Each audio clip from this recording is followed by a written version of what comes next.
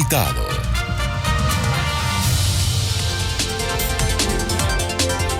Cuando faltan 8 minutos para las 7 de la mañana, quiero saludar al señor Julio Roberto Gómez, es el presidente de la Confederación General de Trabajadores CGT, presidente también de la Confederación Alternativa Democrática Sindical ADS, miembro principal del Consejo CAFAN y CCN. Señor Julio Roberto, tenga usted muy buenos días, bienvenido a Cristalina. Sí, muy buenos días para todos ustedes en estudios y para los distinguidos oyentes.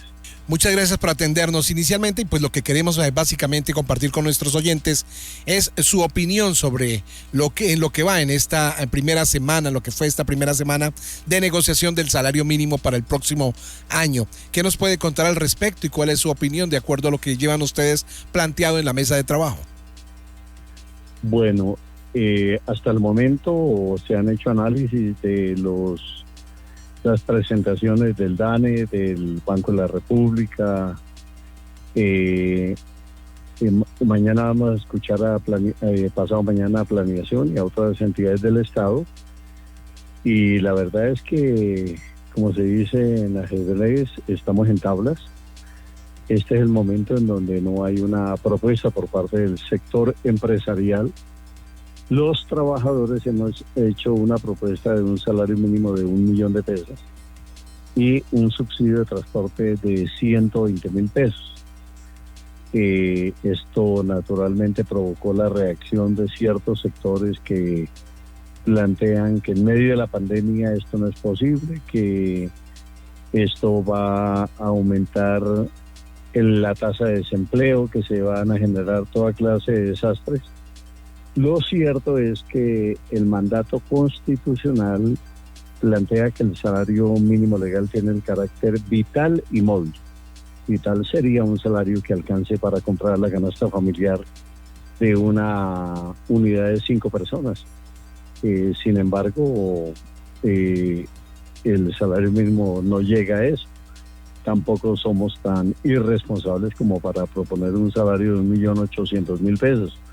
Pero por lo menos que se tenga en cuenta la necesidad de buscar un acuerdo que sea presentable para los trabajadores, para la población, y que el peso de la crisis y de la pandemia no recaiga sobre los hombros de los trabajadores.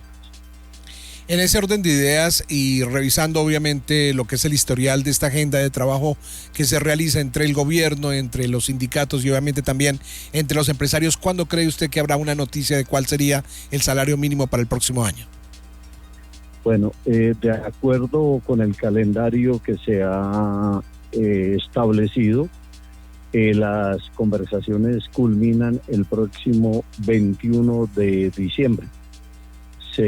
Lo deseable sería que el gobierno y los empresarios accedan a esta petición de los trabajadores y como quiera que se vaticinan toda clase de desastre.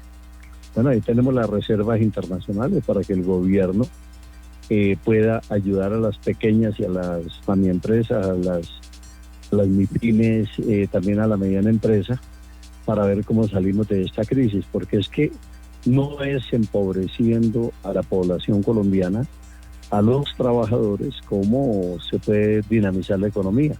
Consecuencialmente hay una ley elemental en economía y es para qué se producen bienes y servicios si la gente no tiene capacidad de compra. Por lo tanto, esperamos nosotros que tanto el gobierno como los empleadores tengan en cuenta la solicitud planteada por el movimiento sindical y las 2 confederaciones de pensionados. Sí, pues los empresarios han dicho que subir más del 3%, lo ha dicho puntualmente Mauricio Santamaría, presidente de la ANIF, es complejo. Estamos hablando de 26.350 pesos. Eso, comparado obviamente con lo que ustedes proponen, es un bache muy, muy grande. ¿Cómo definir para llegar a un acuerdo? Bueno, no solamente es la posición de ANIF, de FEDesarrollo, de algunos gremios, sino inclusive esa minicumbre de empresarios que hubo donde plantearon que para generar 1 millón de empleos se requería que solamente se pagara el 80% del salario mínimo legal. Es decir, esto es desmontar el salario mínimo legal. Pero esto no tiene ninguna clase de presentación. Nosotros estamos en la línea de hacer lo que corresponde para que ojalá se llegue a un acuerdo, pero impensable. El 1,97, el 2, el 3, el 4 inclusive, porque es que el 3% significa un incremento que no llega ni siquiera a 900 pesos. ¿Qué hace una persona con 900 pesos diarios más de salario mínimo legal? Pues absolutamente nada.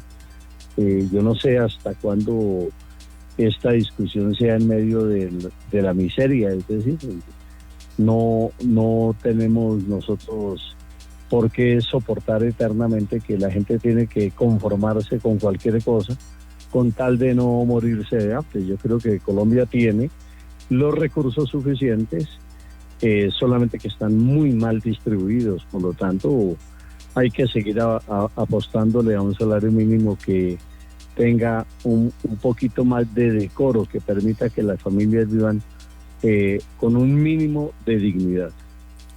Pues señor Julio Roberto Gómez, ha sido usted muy amable por atendernos en esta mañana. Éxitos en esa negociación y seguiremos atentos para ver cuál es la noticia que le podemos entregar a los trabajadores colombianos. Que tenga una gran semana. Bueno, muchísimas gracias. Muy amable a usted. Es el señor Julio Roberto